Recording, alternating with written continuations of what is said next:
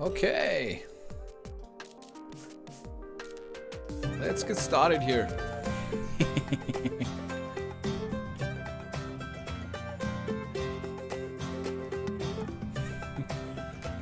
Hello.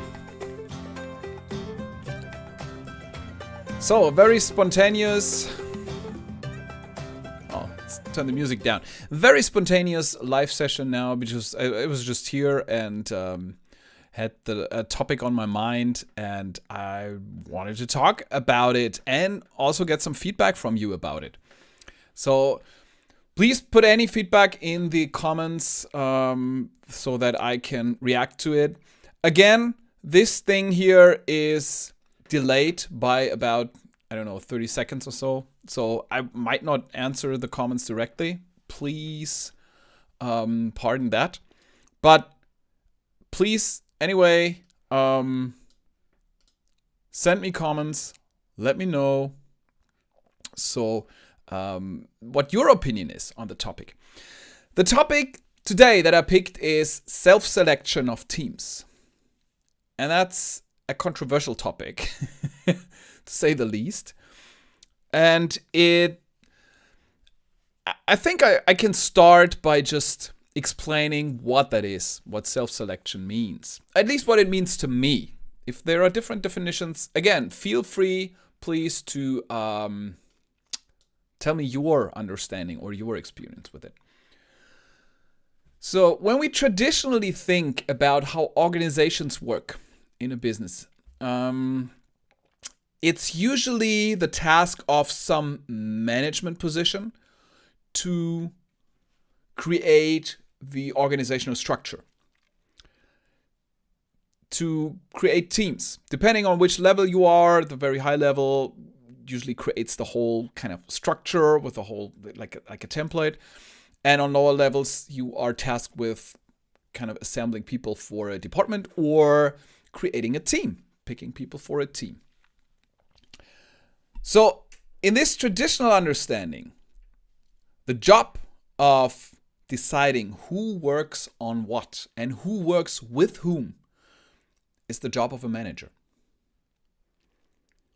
And of course, I don't know any modern company, any manager who does that without informing the people. At least informing, if not consulting the people they are about to put on a team. Often managers go around and ask people who they have few people in mind, and then they go there, ask, and maybe advertise a little bit, like to say this is a great team, gonna be a great team, great project maybe, and don't you want to join us? So it's not entirely that you are kind of ordered to go to a team, at least in most of the companies I've seen. There's also an element of the people being able to decide whether they want to join that. Still, the initiative comes from the management, and it's basically a top-down thing. It's the management decides in which team you can work or not. At least they decide in the first place whether they're going to ask you and inform you about that there is a possible team or not. And when we adopt an agile understanding, like an agile view of the human being, we assume intrinsic motivation. We assume that people themselves know best what they can do, what they can't do, some limitations, but they know it better than usually person from the outside know that. They also know what motivates them, what they want to do, what they are good at, what they burn for. And if we accept that view, then why shouldn't people decide themselves in which team they want to work and on what topic they want to work? Makes sense, right? Of course, we all don't know our strength fully. We need some mentors and coaches who help us to discover things that are hidden or that we might not see. That's a different story. But if you aggregate it, like you yourself know yourself probably better than any person outside yourself. There might be people outside yourself that help you reflect to see parts that you cannot see clearly, where like hidden competences lie. But all in all, you know yourself best. And that's kind of a foundation on which much of agility is built. Much of the understanding of self-managing teams, we have that. The teams, they don't necessarily, for example, in Scrum, the teams don't decide on what they work and with whom they work, but they decide how they work. And to a certain extent, when they work. So they have some level of autonomy. And if you notice, these were the 4 kind of parts of autonomy that are mentioned by Daniel Pink in Drive, in his theory of motivation, or his aggregation of theories of motivation, I shall say. So the autonomy is a big intrinsic motivator. And if you don't know what I'm talking about when it's intrinsic and extrinsic motivation, I would ask you to please go to the Agile Compass, my Agile Compass newsletter, and just read it. You can, I think I have something here. Yeah, you can go there, sign up, and then you can also see the archive. And there are lots of not lots of articles yet. There are lots of articles on file. I only have published 2 until now. So it just started at the beginning of the year. So join it and you can read something about all the stuff. But intrinsic motivation, an important part of intrinsic motivation is autonomy. That we can decide how we work. That we have control over ourselves and our day. The more control is exerted from the outside, the more we are told what to do and what not to do, the less motivated we are. And that is in addition to that we know best what we are good at. So it's usually better if we pick what we think we can work on than if someone else does that. Again, with the caveat that there are people outside of you, coaches, mentors, who can help you reflect on parts that you do not see clearly in yourself. But all in all, you know yourself best. And if we apply that to how we build organizations and how we build teams, then we should just, follow that strictly and say, let people self-organize into teams. And that's certainly radical. And I think for many traditional corporations, this is not possible, at least not immediately. You can work your way there slowly, but initially, think about it. This is the idea of getting all your people into a big room, conference hall or something. Then on stage, you just put 5 most important topics you're working on, or 20, whatever you're working on. You briefly tell them, like there's some kind of product manager or product owner maybe, just standing in front and telling you, this is what this team works on. And we need this expertise, or we hit that roadblock and blah, blah, blah. And then after all the people in the big conference hall know everything, everyone gets up and moves to the product or project they want to work on. It's that simple. And when you propose that to a traditional company, they often think it's not working. They think it's going to be chaos.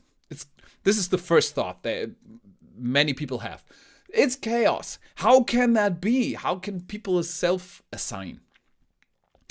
And yes, you have to live with a little. It feels chaotic, but the outcome is not chaotic. It's just self-organizing.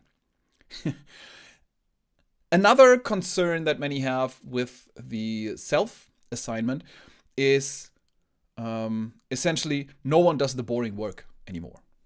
So everyone jumps to the fancy new shiny project with a new tech, and the boring, important cash cow stuff is just nobody wants to work there. And, well, that's a possibility, certainly. It's usually not happening. And the reason is because we are humans. It comes down to the view of the human being again.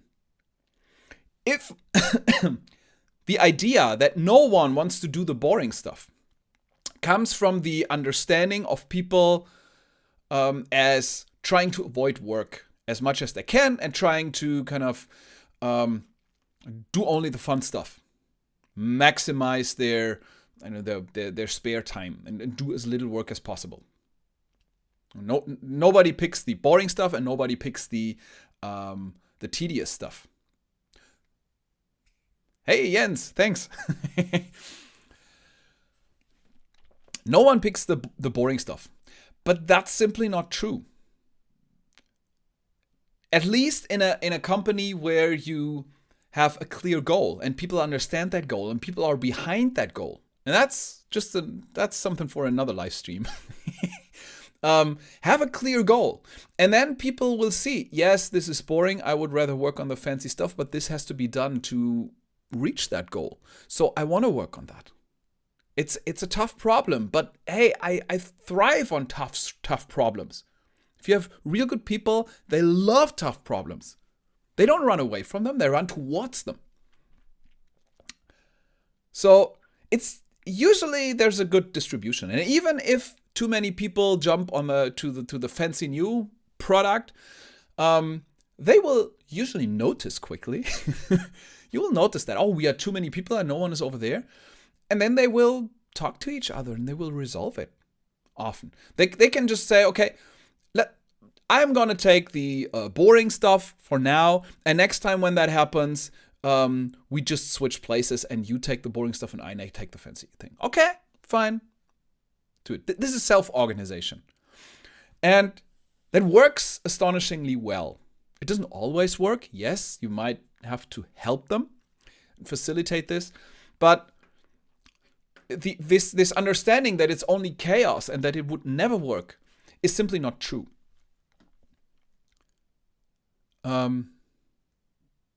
There's a question, Michelle. If you have two projects, both necessary, but one is more attractive, and you have people to crew two projects, what would happen if all want to join the most attractive project? I think I just explained and just got that comment too late. So I think people will resolve that in most cases. I can say that it happens in all cases, but usually it's surprising how grown up people are. And this is just yesterday or 2 days ago, I posted the nice meme again about what makes agility work. And it's treating people like adults because they are. They are experts. They are not only adults, they are experts in their field. And they probably do not only work for your company and for your team because of the money. I mean, there's an aspect, money is important and it has to be fair, but it's not what gets them out of bed every morning. There's something else. They want to do great stuff. They want to realize something. They want to create value. And they want to solve interesting problems with their engineering friends, for example. So they will usually distribute and do the other less fancy project as well. And again, sometimes they will make deals like okay, this time it's my turn, next time it's your turn, things like that. If it doesn't work, you can always try to facilitate that a little. Okay, so tell them this time it's your turn here and whatever. But usually it tends to work better than we assume. The assumption usually why people think it wouldn't work and everyone flocks to the fancy and the simple projects that give you I know them that are easy to do, so that you have lots of free time and no stress. The understanding is that people, the management type X McGregor understanding. It's that people can only be extrinsically motivated. They have no intrinsic motivation. People try to avoid work. They are lazy by nature. And that's not a judgment. That's what people think is just our nature. And this has been disproven multiple times since the 1950s. And it's not only for people. It's for, they had rhesus apes. So they had animals that actually also have intrinsic motivation. This is where they found it first. So if we assume that people have this intrinsic motivation, want to do great stuff, then we don't need to fear as much that they flock to the fancy project and leave the boring project alone. And again, this is not a guarantee. It can happen, especially if you had a company culture that is more management type X than Y. If you don't know what I'm talking about, again, you can sign up for the Agile Compass. Or for the type X and Y, if you want to understand what that is, an intrinsic motivation and extrinsic motivation, just Google McGregor and management theory X and Y. You should find it probably. But you can also come to the Agile Compass, and I talk a lot about that, and you can find it in the articles in the archive as well. So, self-selection, it can work. And it depends on the size. Now, I talked about a conference hall. I only know, like this scenario is probably only what companies do if you can actually fit a sports hall or something like with a few hundred people. It doesn't work with 10,000s of people. At least to my knowledge, it doesn't. Okay, there's a limit. But with a few hundred people, it can work.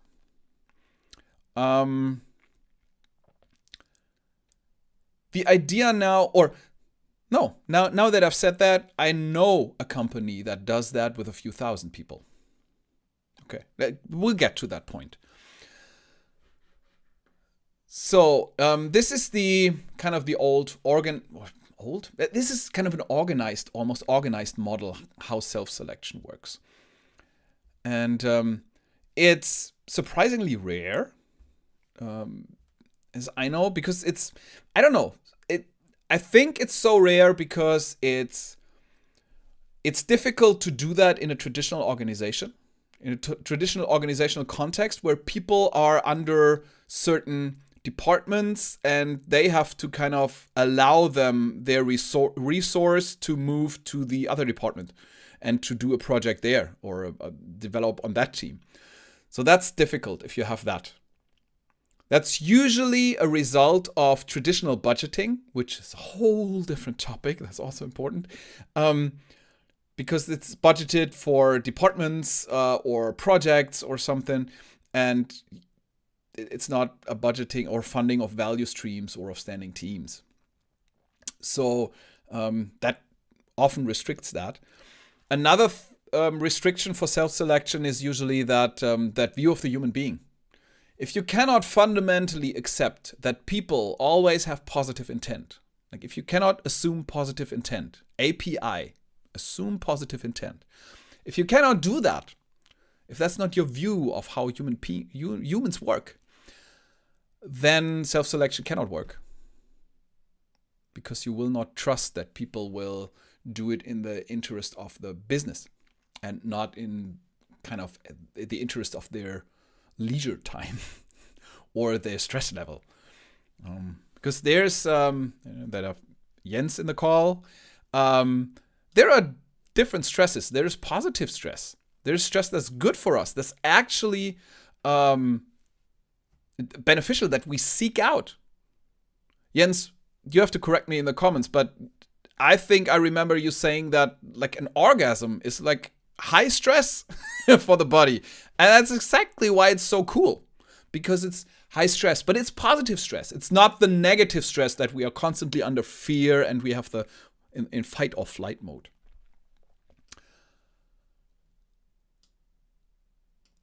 So, self-selection can work. It's difficult to make it work with more than a few hundred people. And this is where I think an amazing case are the Musk companies. I don't know the details about like Google or something or Apple. I could imagine that they have a similar system, but I don't know. For Tesla and SpaceX I don't know either. But SpaceX it's the same. SpaceX and Neuralink and Tesla and basically all the Musk companies, they do self-selection. But they don't have that like quarterly event in the sports hall where they all meet and then self-select. But they have that every day. And that scares the heck out of most managers. This is probably why the Musk companies have so few managers. There are not many managers there. Only for mostly I think for oversight and regulatory purposes or compliance purposes. So how can that be? How can you let teams self-select every day? And does that even work? Okay, it works. We know that a company like SpaceX or Neuralink or Tesla works. They turn a profit, and they are actually pretty decent when we consider where they came from. Like from zero to building rockets that you and rides that you sell to NASA and the others is quite a feat. And building a car company in just basically a decade or two. In a field where you usually think you need 100 years to compete with the incumbents, is quite remarkable. And so how do they do the self-selection? And it's actually quite simple. Or it's not, it's simple but not easy. They have what I know as information radiators. Information radios are not a new thing. It's basically just like you have a screen somewhere, or in the old times you had actually paper in the hall where everyone walks by and they can see something. They can see the information. They can see, I don't know, the stock of the company, for example. Not that this would make a difference now for that case, or they could see how many bug reports came in during the last 24 hours. How many people are currently, for Netflix maybe, how many people are currently watching online and actively watching. So they can see that. It's just an information radio so that they get a connection to the real world, what's going on. And they might also see which servers are down so that they can fix them. And now we're getting to the point how self-selection can work. And this is how Tesla works, according to Joe Justice, who worked there and helped them to be more agile. They have screens when you come in, like just the traditional information radiators. And these, I have to drink something. Sorry. These radiators show particular information. It's an art form to choose the right metrics. So not to overwhelm people or to push them in the wrong direction. But once you kind of hone it down to a certain set of metrics, then you can show these. And you can show what's going on. And then you just see what's going on in a plant, like a gigafactory. You see what's going on, and you see, okay, there's, what do I want to do today? There's something, the three metrics I think they have is, can you make it lighter, more energy efficient, and cheaper? And they measure that in kind of the smallest increments. Like, can you make a car part 1 cent less, costing 1 cent less?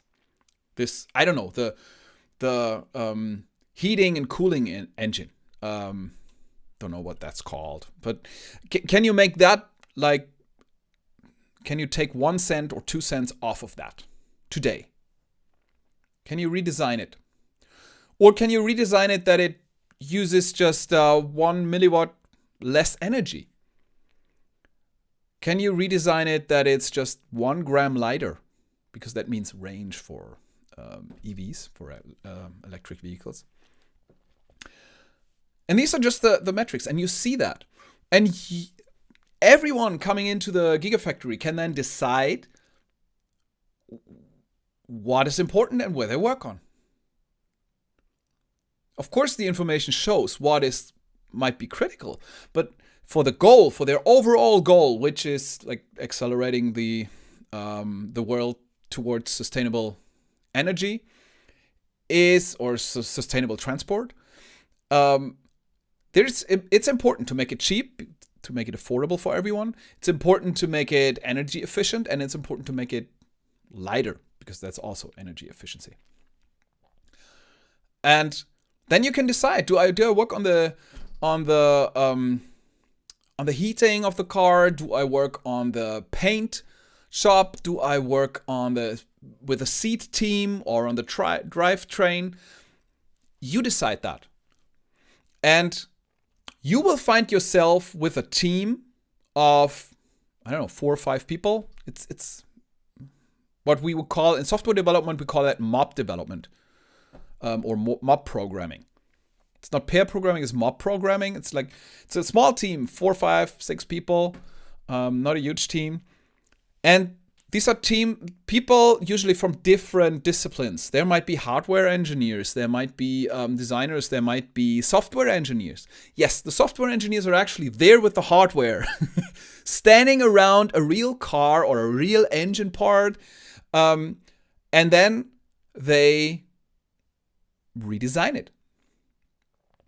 They just get to work and they redesign that. They also redesign the production process, because at the same time, while they design the part, someone else designs how to efficiently produce that. And yes, you have to rework that. When you change the design, you have to change how you efficiently produce that. But that's just natural in agility. Things will change, and we cannot not change. We have to embrace change. So we best learn how to build a good production system by building production systems every day. This is how we learn. So the engineers build that every day. And they hopefully get something done within that day. They get it down 1 cent. They have less energy use, or they make it lighter. And some teams even work on 2 different projects. Not at the same time, mind you, but one after the other. So they might get a result till lunchtime or something, and then they just go to the radiation, the information radiator again, and they pick a different battle, a different problem to solve. And this is a simple way how self-selection can work, and self-assignment.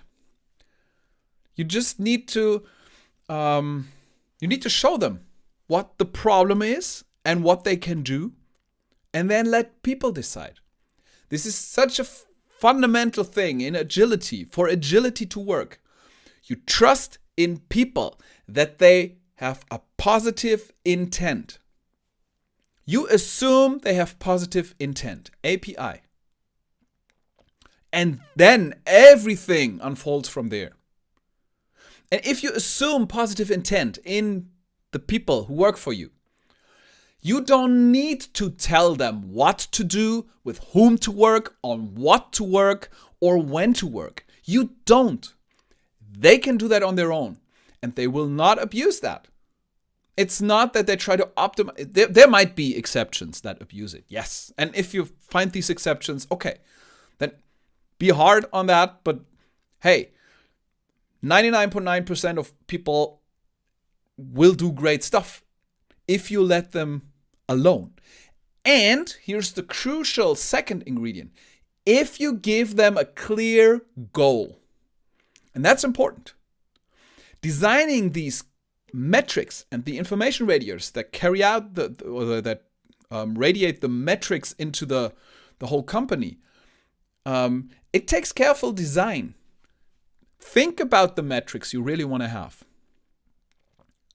If you can bring it down to like part cost, energy efficiency, and weight, that's great. That's just 3 things, and the teams can decide if they optimize one thing or all 3 or however they try to do it. And at the end of the day, they can see the result. So this is very satisfying. They might not always succeed, but they worked on it and they learned how to not build it. And the next day they can use that learning to maybe build something great. We all know that. When you played the ballpoint game in any Scrum training, the ballpoint game, and you go through a few rounds, you usually see performance clicking up with the retrospectives and then plummeting until it hits a new high. At least that's what I see half of the time in these trainings. And the reason is that their velocity, as we call it there, plummets because they experimented. They took risks. They pushed the limits. They tried more. And it failed. And they learned. And because they pushed and experimented, they got the rewards then usually 1 or 2 iterations later when you see like the velocity go through the roof. But it took that plummeting, that making mistakes, that total fail of a sprint in that example, to make that happen. So the key to this self-selection and self-assignment is first to trust people, to have a modern view of the human being with intrinsically motivated people and assuming positive intent.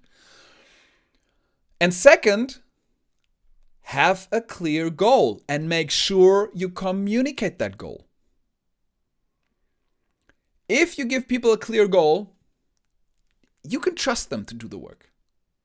Pay them well, be nice to them, be kind to them, support them, and then they will do amazing things.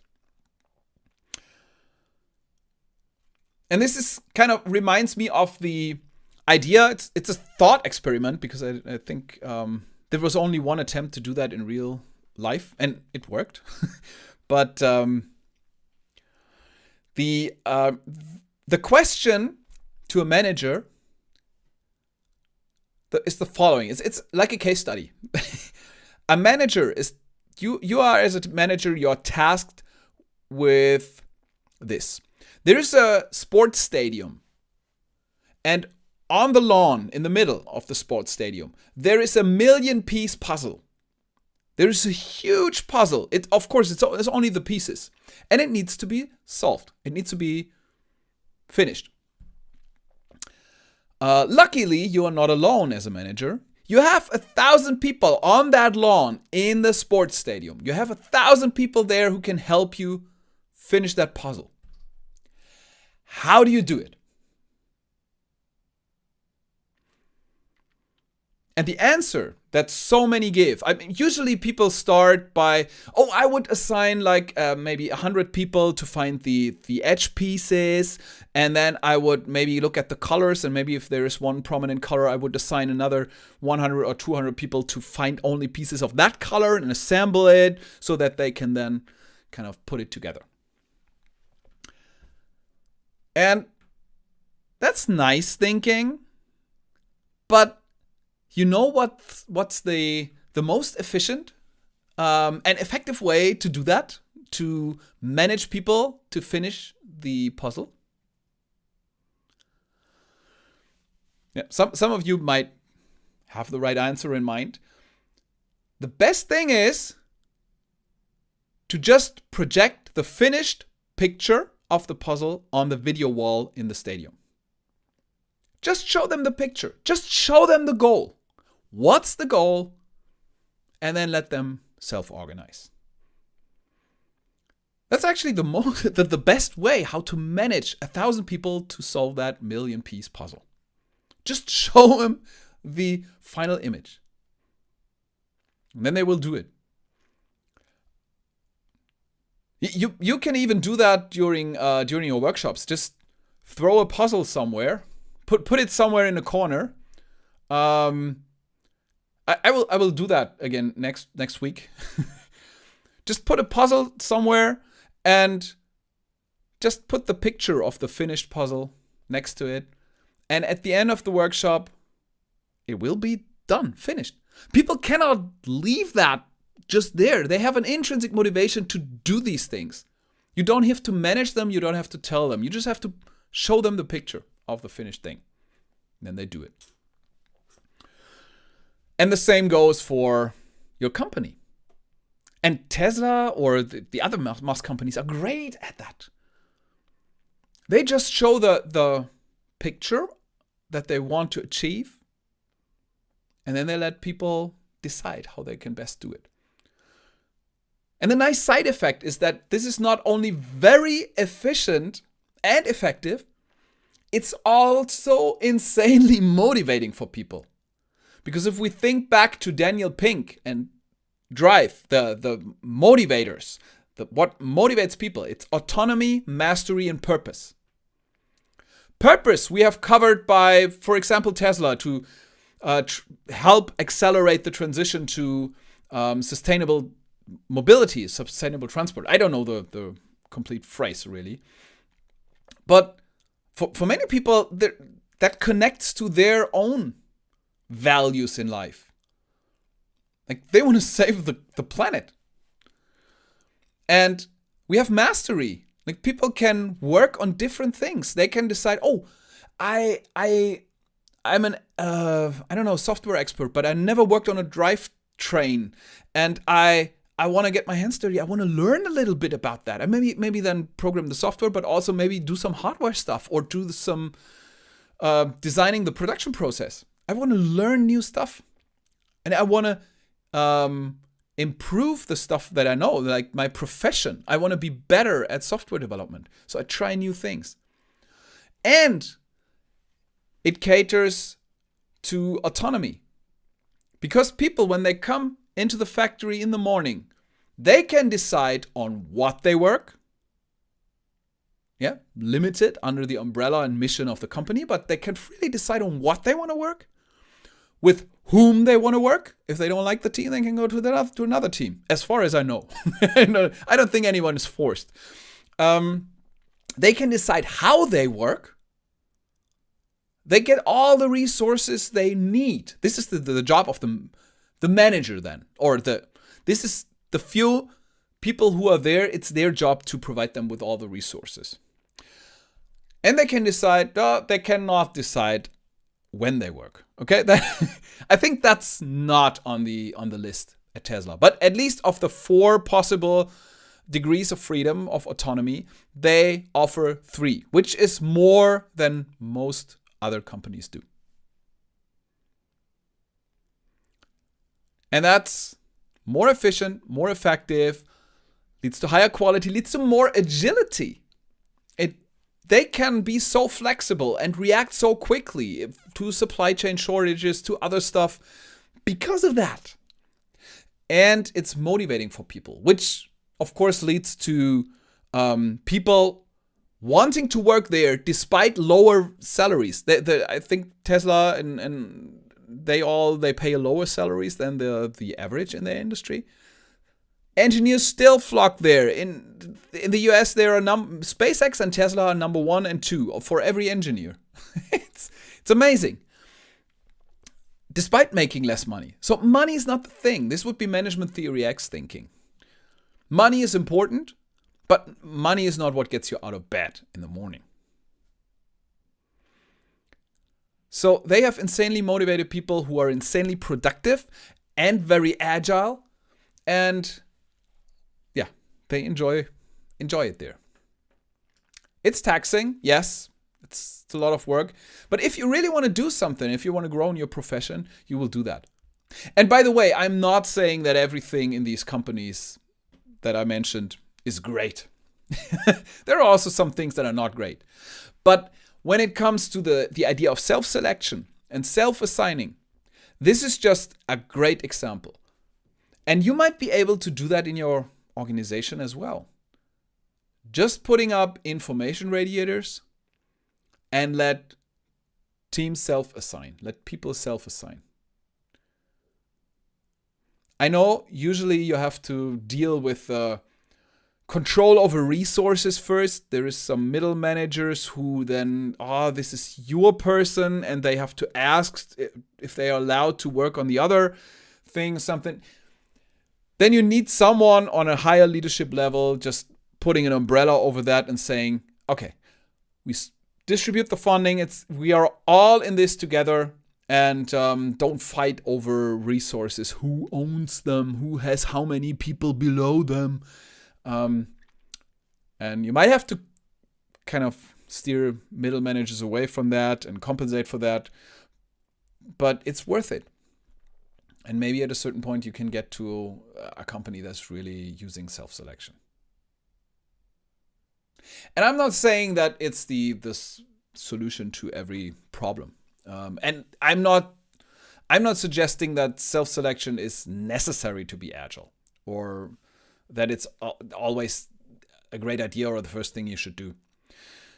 I'm just talking about the examples and the mechanics behind that idea, and so that you can decide whether it's worth pursuing that route and maybe going more in that direction and giving people more freedom in deciding on what they work and with whom they work.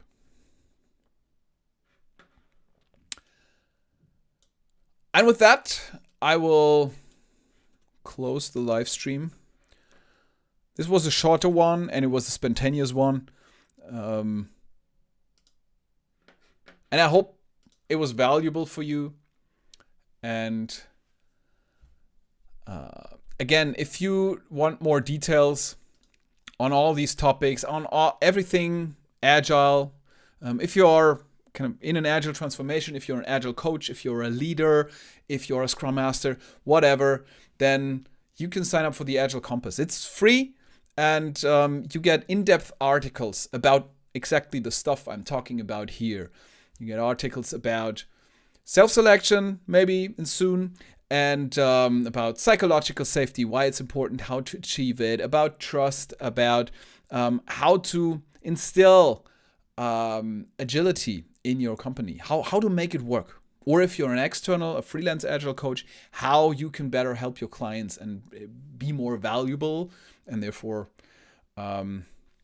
also share some of the value you create. Thanks for the feedback. Yeah, that's a true comment. Amazing things can happen when you trust and respect your experts. Thank you, Dorota.